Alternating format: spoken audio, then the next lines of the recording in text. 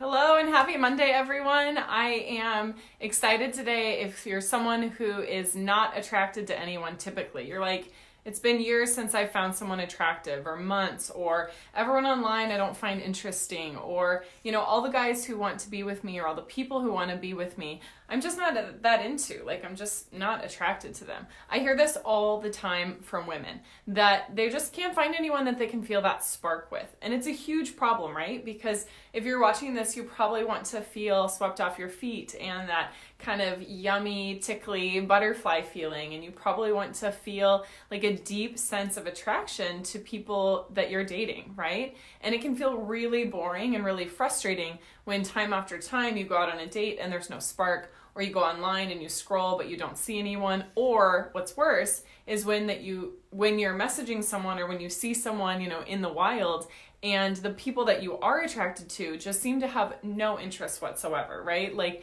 they're not responding to you in their messages, or they're not approaching you when you're out and about. And then you watch those same people that you find attractive go on to date or even engage or get married to someone that you're like, why are they with that person, And it can feel very confusing. And I want to clear up why this is happening and support you so you can have an amazing relationship, right?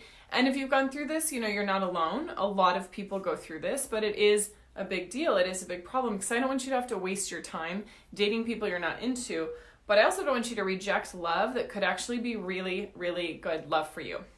So what might be going on for this happening is because you might not actually be open to yourself, your heart, or your body, and you might have all of a sudden closed off, because of a bad breakup, because of a negative attitude by yourself or your friends about dating, or because of just lackluster experiences.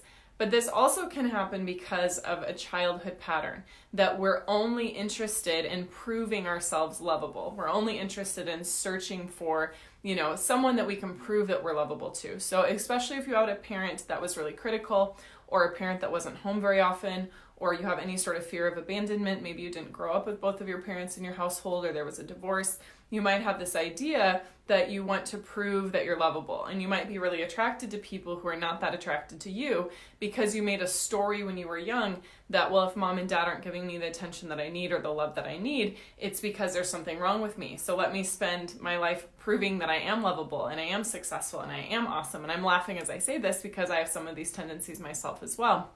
And a lot of women that I work with do. They're super high achievers and high performers, but their love life just isn't where they want it to be. And it might have been decades since they had a really happy, healthy relationship, if ever. So you can absolutely change this, but it does take deep work.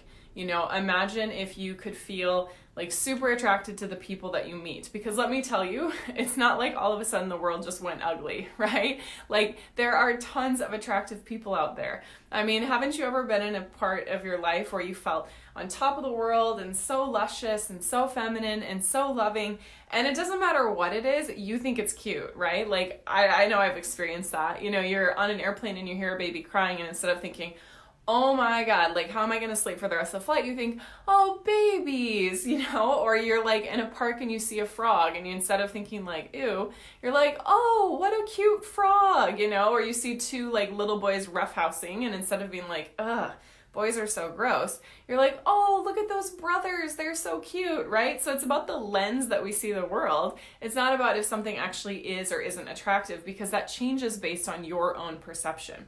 So imagine what it would be like if you could perceive the world through eyes of love and eyes of beauty, where you could be captivated by what you see and attracted to people everywhere that you go. Okay, maybe not everywhere, but lots of places that you go, where you could feel turned on by life, and you could feel, unleashed by all of these possibilities to make great connections, knowing that those connections are going to get you closer to your love life, but also closer to the fullest expression of you.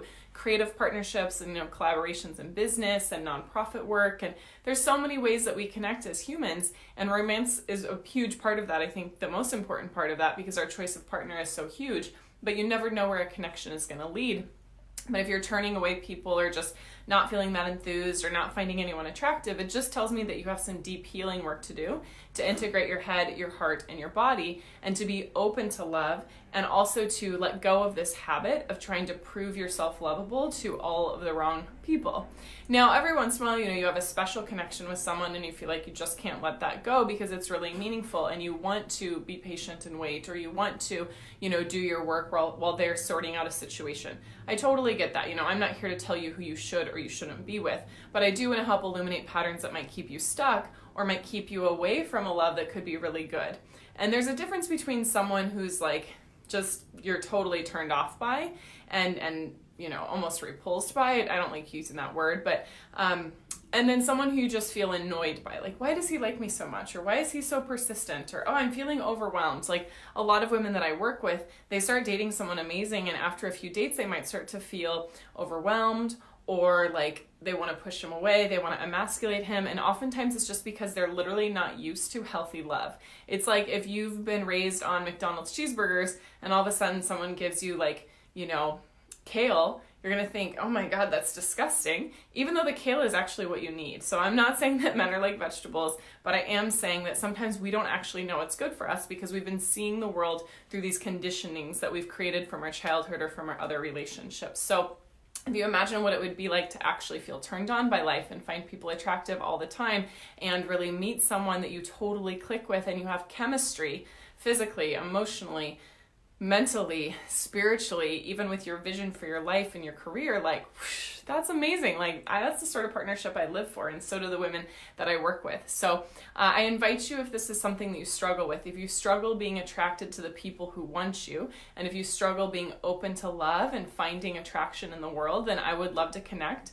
We offer free 45-minute Breakthrough to Love sessions with my team, and you can go to violetlang.com/talk and book your session now, because we have about 40 women that reach out to us every week, and we only have about 30 spots available. So that's violetlang.com/talk, and when you book your session, you'll be in the place of an expert. You'll be on the call with someone who can really hold space for you to understand these deep patternings and conditionings and what it is that you really want. What is that vision of love where everything just clicks and it feels good and it feels healthy and it feels aligned, and you don't have to sacrifice attraction, but you also don't have to keep chasing after something that's not available. So again, that's violetlang.com/talk for your free Breakthrough to Love call, and I look forward to connecting with you soon. Mwah.